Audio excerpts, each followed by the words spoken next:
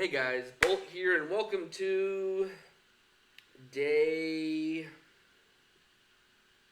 Let's see. 10, 11, 12. Oh, no, wait. 10, 9, 8, 7, 6. Day 6. Okay, we're on day 6. The Notebook of Power has told me it is day 6. Anyways, so we're here to do a summary of both JoJo Part 4. Diamond is Unbreakable or whatever, and then part 5, Golden Wind. I'm not running through everything like I usually do, because these parts, while they are probably some of my favorites, they still don't hold a candle to part 3, because that's just kind of like the peak of JoJo, I think. It's kind of like the most iconic. It is the Frieza saga for JoJo. That's crooked. So basically, kind of running through parts 1 through 3. Joestars are aristocrats back in before America times. I'm pretty sure, when America's getting settled. George Joestar gets into an accident. His wife dies in the accident, but their child Jonathan survives. He gets pulled out by Dario Brando, who is the father of Dio. He works his wife to the bone, so she dies of physical wounds and just her body giving out. Dio, being brought up by such a horrible man, becomes a horrible man himself. But when Dario dies, and because Dario saved George owes him his life, so he takes over Dio as his son. But Jonathan and Dio bash heads a lot. Dio is trying to make a plan of taking over the Joestar fortune by trying to make Jonathan the one that isn't written up to be the wheel holder. Be like, this your son is horrible. Have me become your next of kin. And then trying to kill George to eventually take him over, and he actually is framing George the same way he framed Dario. He poisoned his father and George slowly through I think it's food and water. But as soon as everything's figured out, there's a stone mask that George bought in a market. And that mask is the mask of the Pillarman, which if you smear blood on it, it turns the wearer into a textbook vampire. And basically Jonathan goes through a whole adventure. When it's revealed that he's a horrible person, George dies. Jonathan goes on a whole fight and back and forth with Dio. He learns of Haman, which is the power to basically... Well, not the power, it's a technique to basically use sunlight, which is a big weakness against Pillarmen or vampires. But the issue is the vampires are so overpowered that just trying to be near them to use Haman is extremely dangerous. So while it is powerful against them, it's also dangerous to be in the social bubble of them.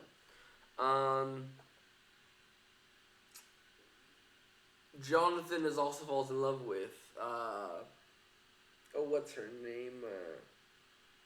It's been forever since I've seen part 1 and 2. Erina. And basically he leaves her home. He goes and meets a bunch of people in a back alley that are the criminal of the and he meets Robert Speedwagon, who becomes his close friend. He goes on. We are in a very early times because we meet Jack the Ripper as one of the enemies. Jonathan eventually finds a bunch of people who know more of Haman. We meet his original teacher, William Zappelli, turns out he has like a son and a wife somewhere. But he leaves them for this trip to destroy the Pillarmen and all that. Eventually, they're able to beat Dio, beat all his vampires, but trying to think. He's able to survive by his head alone. Jonathan and the rest thinking they've won. Jonathan gets married to Erina on their honeymoon cruise. He gets killed by Jonathan, gets his head cut off, and his body taken over by Dio. Erina survives off the boat. She takes over a baby that was off of one of the victims. Turns out that she comes to be known as Lisa. And then she's actually pregnant with Jonathan's child, which is George Jr. the second. Well, George Joestar the second, or George Jr. George goes into, I think, World War I it was. And he dies to one of his higher-ups, who is one of the vampires left over from Dio. That kills George. But George and Lisa have a kid, are married, have a kid together. That's Joseph Joestar. Joseph gets raised by Erina. Because Lisa goes to kill, for revenge, that officer. She's marked as, like, basically, what is it? Terrorism, basically. So she goes into hiding.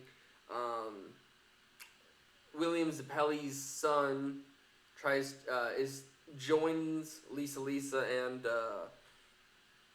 one of the other people, Hammond teachers, straight, so to kind of like build up Hammond and trying to get ready in case something else happens. But William has more grandchildren because of his son, but his son being neglectful, basically, his grandson Caesar is starting to become another robot, Robert Speedwagon, being kind of a criminal, but he finds his father, figures out why he's been gone for so long, and decides to pick up where he left off and gets his father killed, but his father saves him. So he picks up the Hammond teaching. Joseph is even greater in terms of like how talented he is in terms of Hammond. He's way more than Jonathan was, and Jonathan was an extremely powerful Hammond user, but Joseph has so much more potential than him. Straightso, one of the Hammond teachers that raised Lisa, it was the mentor to Lisa at least. He turns into a vampire because he doesn't like the idea of aging. He goes and tries to kill everybody, but gets killed himself. He reveals that the Pillarmen are starting to return, and they've captured Speedwagon. Well, the Germans have captured, and we're in World War II times. They fell one of the Pillarmen, known as what's his name? I know there's Wamu, there's AC/DC, there's Cars. I'm trying to remember what his name is, but he overpowers everybody, but it's immediately shown their biggest weakness, which is the sun. So then Joseph goes with Speedwagon to meet up with Caesar. They go to meet up with Lisa. Joseph meets his future wife. I have such a bad cough right now. Susie Q, which is the maid of Lisa. The Pillarmen are released.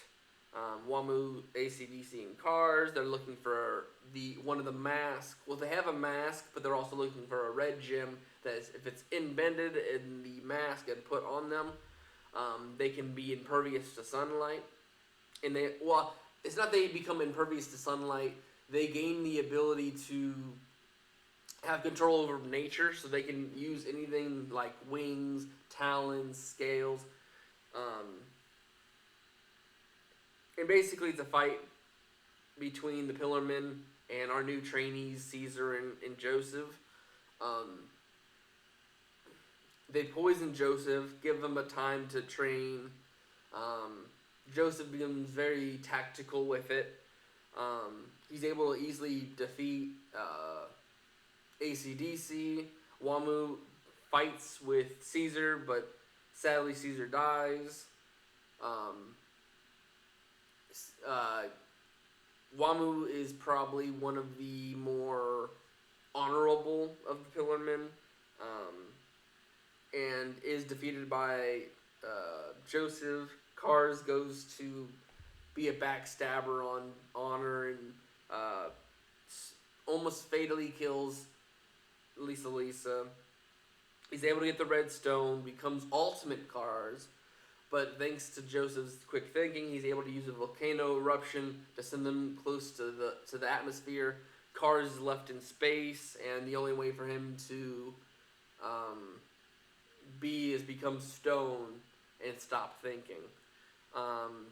Joseph loses a hand in the process, but is able to be left in the ocean. He's found, goes off to get married to Suzy Q. Everyone thinks he's dead. He comes to his own funeral, and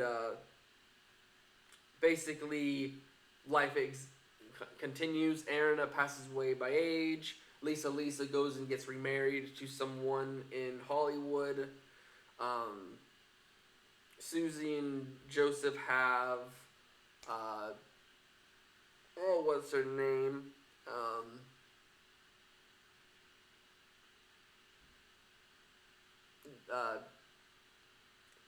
Trying to remember her name. They have a daughter. I'm trying to remember. And then one of the friends that joined them this time, Smokey, becomes, I think, mayor of New York in part 3. Moving on, the daughter of Joseph and Suzy grows up, moves away to Japan, gets married, has Jotaro, my main guy, Jotaro Kujo. His father is a jazz musician and is on like constant tours, so that he's not a part of his life. So he grows up pretty delinquent, kind of. But Dio returns with Jonathan's body, stabs himself with a piece of alien meteorite that gives people the powers to manifest a fighting spirit, which has a power, and he has the power to stop time. But because he's putting it in Jonathan's body, it also affects Holly's the daughter of Joseph. It affects everyone in the Joestar bloodline.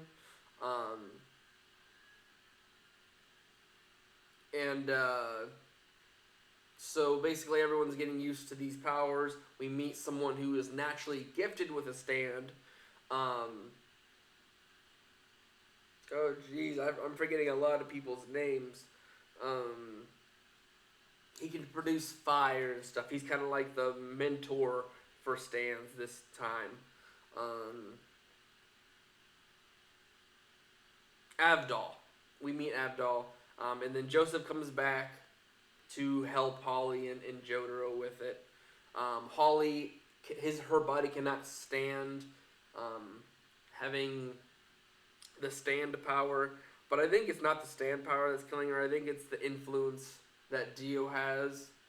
So their whole mission is to go and kill Dio, and Dio knows they're coming for him because both Joseph and Jonathan's body have the same stand where they can basically sense what the goal they're looking for and take a picture of them and figure out where they are. So they're able to recognize that he's in, I think, Egypt.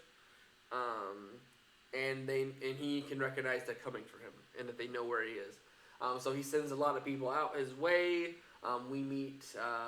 I think the first person we meet is Kakumin, who's a Japanese student, similar in age to Jotaro. He joins them. Then we run a few episodes later into John Polnareff, a Frenchman who his backstory is he had a sister that died to a man with two left hands,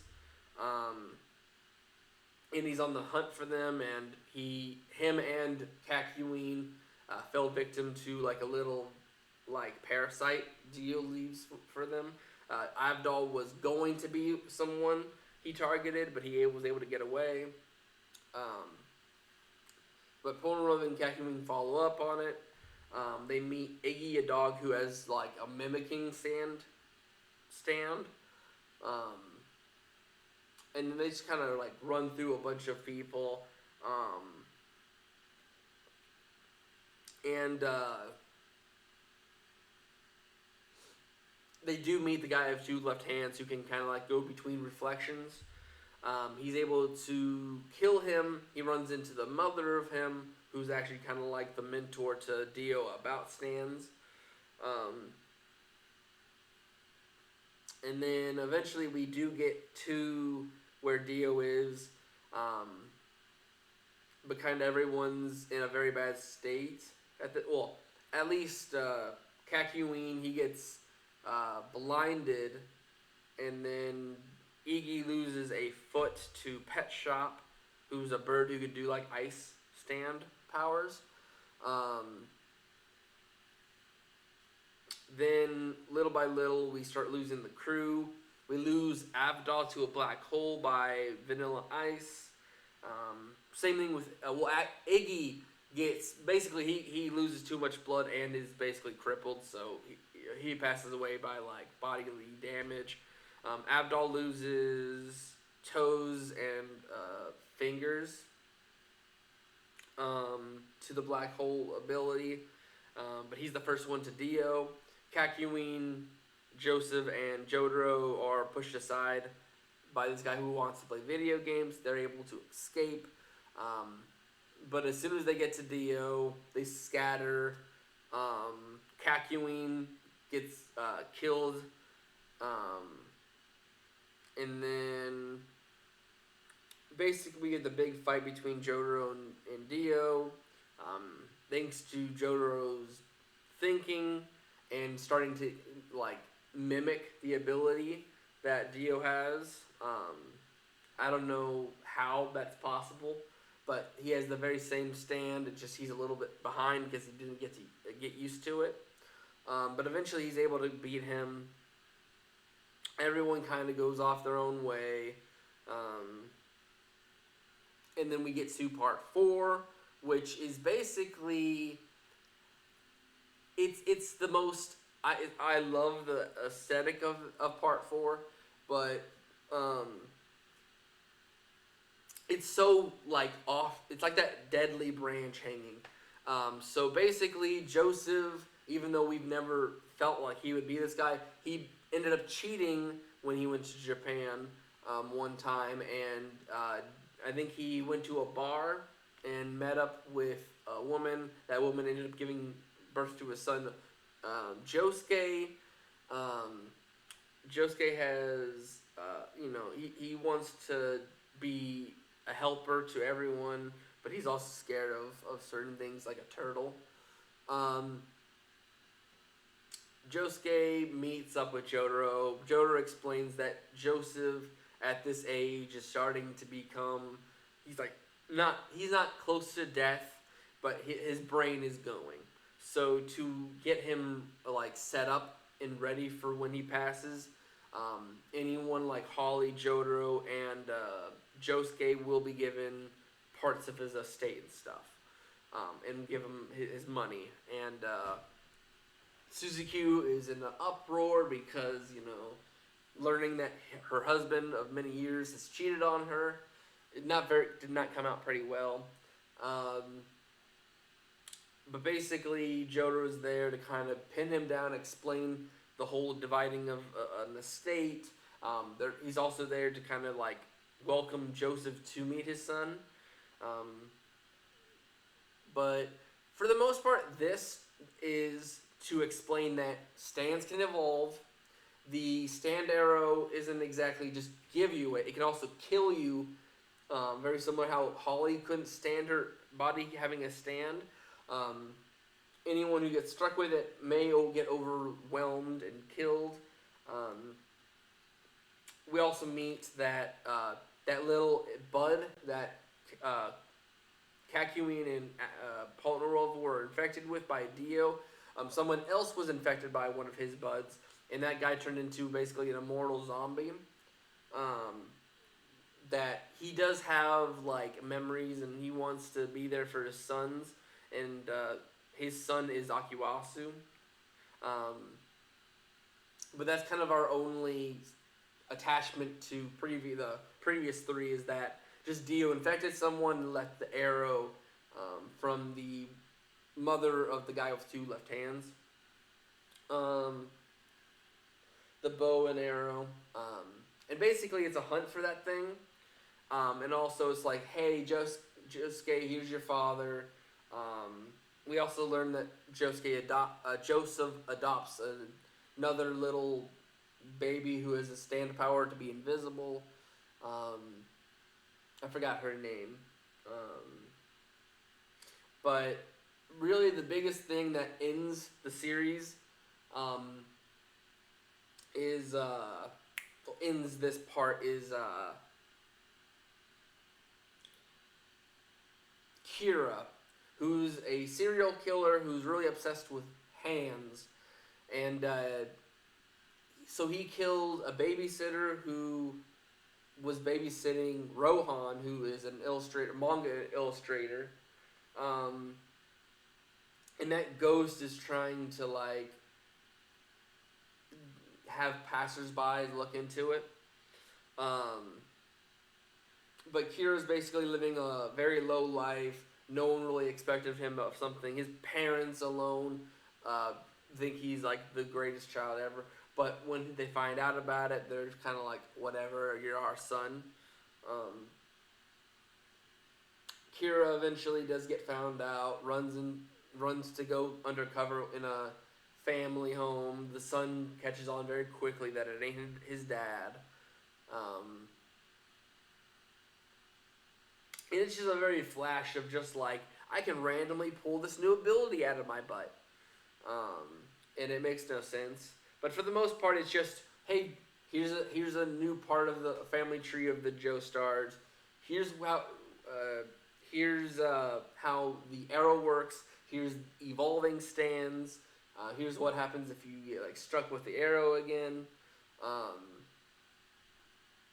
And it really doesn't do too much else than just explore little extra parts of the thing. Part 5 is the most convoluted thing ever, but also the most simplest story, where it's just like Dio got busy with several women when he came back for part 3, and he had 4 sons. The 3 sons we don't really get too much in for the anime, but his 3 sons, I know one of them is Donatello, I'm pretty sure. But all of them are like trauma bonded to Father Pucci, who's in part 6. And he treats them like, they're the sons of Dio, so I gotta handle them. But the only one that really matters is Giorno Giovanna, who, early age, he has like the Joestar kind of going, like dark hair, but then he has his genes from Dio, the blonde, come out when he becomes of a teen. Basically, he wants to make the world a better place and try to help his city. So he starts to associate himself with a mob, and his whole thing is to eventually become the leader of the mob and basically make it a huge charitable organization. So he wants to turn a mob good.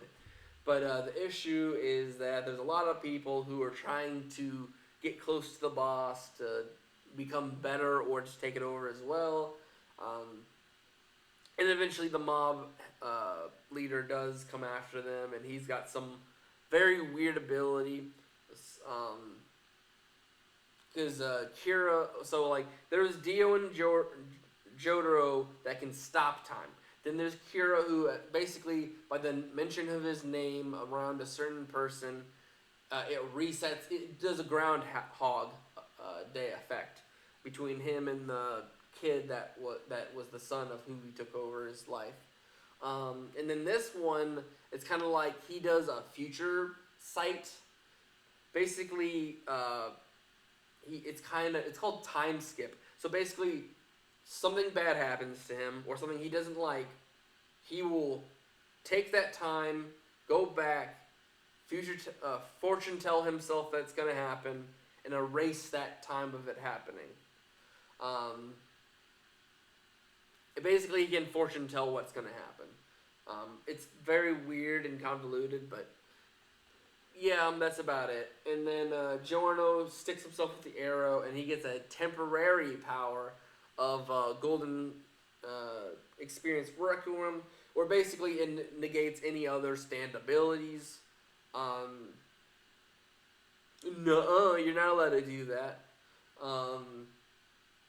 And basically, I think Requiem is probably the most broken ability because, like, before he can create living beings and parts, but from anything. And now it's basically he's got that ability with less restrictions, and on top of that, he just negates other abilities. Because the fact that like he stopped like the continuation in like looping of time, and then created his own time loop of someone dying over and over and over again. Parts 4 and 5, I did want to get into it, but it's kind of like parts 4 and 5 are just kind of like Dio left little things behind, and part 4 is more of the extension of the Joestar family, while part 5 is more of just like Dio left some of his DNA behind, and at least someone who's actually trying to do better by someone. I really wished they had Jotaro actually meet up with Giorno, just to kind of do. There's a comic where after part 5, he shows up, says, "Well, you're part of the Joestar family, technically, and I shall treat you as such. Of course, I'm going to keep you under eyes because of your father, Dio. But for the most part, you have the same connections to us as any other family member." That would be amazing if Giorno got what he wanted, have a connections to a family that actually are decent people. Because that's the one thing I really missed for part 5. But yeah, it's like part 4 liked the aesthetics. Part 5 I liked like just goofy teenage boys doing whatever around. It's kind of like what I used to do, like the dumb A's with my old friends and all that. But anyway, that's it for part 4 and 5, and I kind of wanted to do a summary of also the others, so I just kind of wanted to run through. I know it's a very, very small explanation, but it's just like nothing else really matters in parts 4 and 5. Also, like some hanging fruit for part 6. Part 6, I do have Netflix, so I can go see that. I'm going to go watch that, and that one we have a more detailed explanation just because part 6 has a lot of little details that come from parts 4 and 5. Another thing I did not mention because I do got to go because I got work. In part 4, it does explain that because Josuke was born by the time Dio was around, he was affected by Dio, coming very similar to Holly.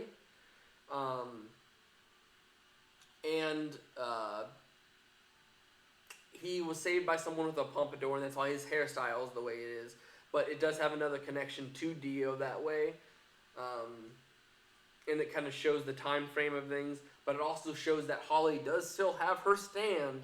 It's just her body similar to Josuke's, was not able to deal with Dio being the one to make that happen.